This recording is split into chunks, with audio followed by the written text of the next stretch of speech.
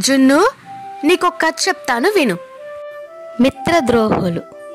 ఒకసారి ఒక వర్తకుడు తన సరుకులన్నిటినీ ఒంటెల మీద వేసుకొని చాలా దూరం ప్రయాణం చేస్తున్నాడు.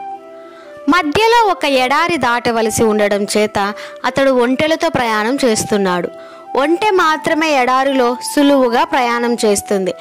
అందుకే దాన్ని ఎడారి ఓడ అంటారు.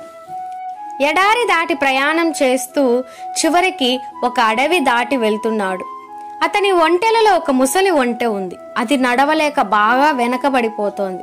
పాపం, ఈ ముసలి ఒంటెకు నడిచే శక్తి లేదు. దీన్ని ఇక్కడే వదిలి వెళ్ళిపోదాం, బ్రతికినన్నాళ్ళు ఇది ఇక్కడ స్వేచ్ఛగా బ్రతుకుతుంది అనుకొని ఆ వర్తకుడు దాన్ని ఆ అడవిలో విడిచిపెట్టి వెళ్ళిపోయాడు. ఈ ఒంటె మెల్లగా అడవిలో తిరుగుతూ కడుపు నిండా చక్కని మేత తింటూ సెలయేటిలోని నీళ్లు తాగుతూ కాలక్షేపం చేస్తోంది. తిండికి లోటు లేదు, పని అసలే లేదు. దాంతో దాని ఆరోగ్యం త్వరలోనే కుదుటపడింది. శక్తిని పుంజుకొని బలంగా తయారయ్యింది. దాని మెడలో వర్తకుడు కట్టిన గంట ఉంది. ఒంటె ఎక్కడ తిరుగుతున్నా ఆ గంట శబ్దం అడవిలో చాలా దూరం వినిపిస్తోంది. అక్కడి జంతువులకు అదొక కొత్త శబ్దం. అదేమిటో కూడా వాటికి అర్థం కావడం లేదు. ఆ అడవికి రాజు ఒక సింహం, ఒక పులి, ఒక నక్క, ఒక కాకి సింహంతో స్నేహంగా ఉంటూ దానికి సేవ చేస్తూ ఉండేవి. ఒక రోజున సింహం ఉండే గుహకు దగ్గరలో ఒంటె మేస్తూ తిరుగుతోంది. దాని మెడలోని గంట చప్పుడు సింహానికి దాని మిత్రులకు వినిపించింది. ఆ శబ్దం ఎక్కడి నుంచి వస్తుందో చూసిరా అని సింహం కాకిని పురమాయించింది. అది వెళ్ళి కొద్దిసేపట్లోనే తిరిగి వచ్చి, రాజా, అదొక వింత జంతువు. దాని ఆకారం చూడ్డానికి చాలా వికారంగా ఉంది. అది ఎవరిదో పెంపుడు జంతువులా కనిపిస్తోంది అని చెప్పింది. ఆ జంతువుని నా వద్దకు తీసుకొని రండి అని సింహం తన మిత్రులతో చెప్పింది. వచ్చిన ఒంటెతో సింహం, నీవెవరు, ఇక్కడికి ఎందుకు వచ్చావు అని అడిగింది. నన్ను ఒంటె అంటారు. నేను ముసలిదానను. శక్తి లేక నడవలేకపోతుంటే మా యజమాని నన్నిక్కడ విడిచి వెళ్ళిపోయాడు అని ఒంటె జవాబిచ్చింది. ఒంటె చెప్పిన కథ విన్నాక సింహానికి దానిపై చాలా జాలి వేసింది. నీవేం బాధపడకు, నువ్వు మా అతిథివి.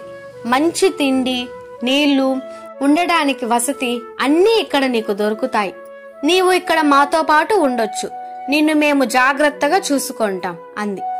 ఒంటెను తన మిత్రులు ముగ్గురికి సింహం పరిచయం చేసింది. ఒంటె వాటితో కలిసి అక్కడే ఉండడానికి ఇష్టపడి ఆనందంగానే ఉంటోంది. ఒకసారి సింహానికి ఒక ఏనుగుకి పెద్ద దెబ్బలాట జరిగింది. ఆ ఏనుగు సింహాన్ని తొండంతో పైకెత్తి నేలకేసి కొట్టింది. ఎట్లాగో తప్పించుకుని సింహం తన గుహలో వచ్చి దూరింది. ఒంటి నిండా గాయాలు, రక్తం ధారగా కారుతోంది.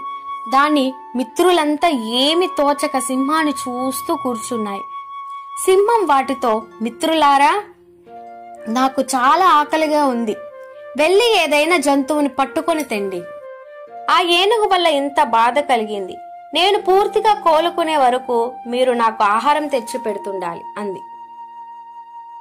పులి, నక్క, కాకి వేటాడడానికి బయలుదేరి వెళ్ళాయి. కాని వాటికి ఎక్కడ ఏ జంతువు దొరకలేదు. పక్కనున్న పచ్చిక బీడులో ఒంటె మేస్తూ ఉంటే అవి చూశాయి. ఒంటె బాగా తయారై కండబట్టి ఉంది. మిత్రులారా, మనం ఒంటెను వేటాడదాం. దానివల్ల రాజుగారి ఆకలి తీరుతుంది. 2-3 రోజుల వరకు మనకు తిండికి లోటుండదు. పైగా అదొక కొత్త జంతువు. దాని మాంసం రుచి మనకెవ్వరికి తెలియదు కూడాను అంది నక్క. పులి, కాకి అందుకు ఒప్పుకున్నాయి. వెంటనే వెళ్లి అవి సింహంతో తమ నిర్ణయాన్ని చెప్పాయి. కాని సింహం అందుకు ఒప్పుకోలేదు. మిత్రులారా, ఒంటె మన అతిథి. అది కూడా మన స్నేహితుని లాగానే మసులుకుంటోంది. దాన్ని చంపడం ధర్మం కాదు. పైగా దానికి ఏ ఆపద రాకుండా కాపాడుతానని నేను మాట ఇచ్చాను. అందుచేత ఈ ఆలోచన మానుకోండి అంది.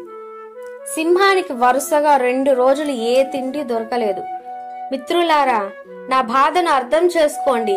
త్వరగా వెళ్లి ఏదో జంతువుని తెచ్చిన ఆకలి తీర్చండి అని సింహం ప్రాధేయపడుతూ అడిగింది. పులి, నక్క, కాకి ఎంతోసేపు సింహం తిండి విషయంలో చర్చించుకున్నాయి. అవే సింహానికి నిజమైన సేవకుల్లాగా బాధపడిపోతూ, ఓ రాజా, మేమెంత ప్రయత్నించినా ఒక చిన్న జంతువు కూడా దొరకలేదు. మీరు మాకు ప్రభువులు, మీరు పడే బాధను చూడలేకపోతున్నాం. మాలో ఎవరో ఒకరిని మీరెందుకు చంపి తినకూడదు అన్నాయి. తర్వాత పులి అందుకొని, మీరట్లా చేస్తే మేము చనిపోయిన తర్వాత స్వర్గానికే పోగలుగుతాము, ఒకసారి ఆలోచించండి అంది.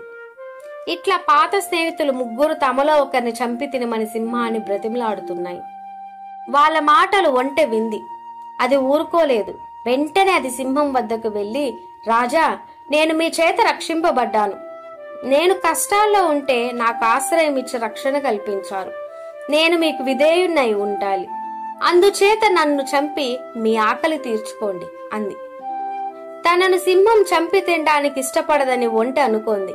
ఇదంతా పులి, నక్క, కాకి ఆడుతున్న నాటకమని పాపం దానికి అసలే తెలియదు. నేను మీకోసం నా ప్రాణాలని అర్పిస్తాను అని ఒంటె అనగానే సింహం చెప్పకుండానే పులి, నక్క, కాకి ఒక్కసారిగా ఒంటిపైకి దూకి దాన్ని చంపేశాయి. నీతి: మన వాళ్లే కదా అని అందరినీ గుడ్డిగా నమ్మడం మంచిది కాదు. అర్థమైందిగా జున్ను?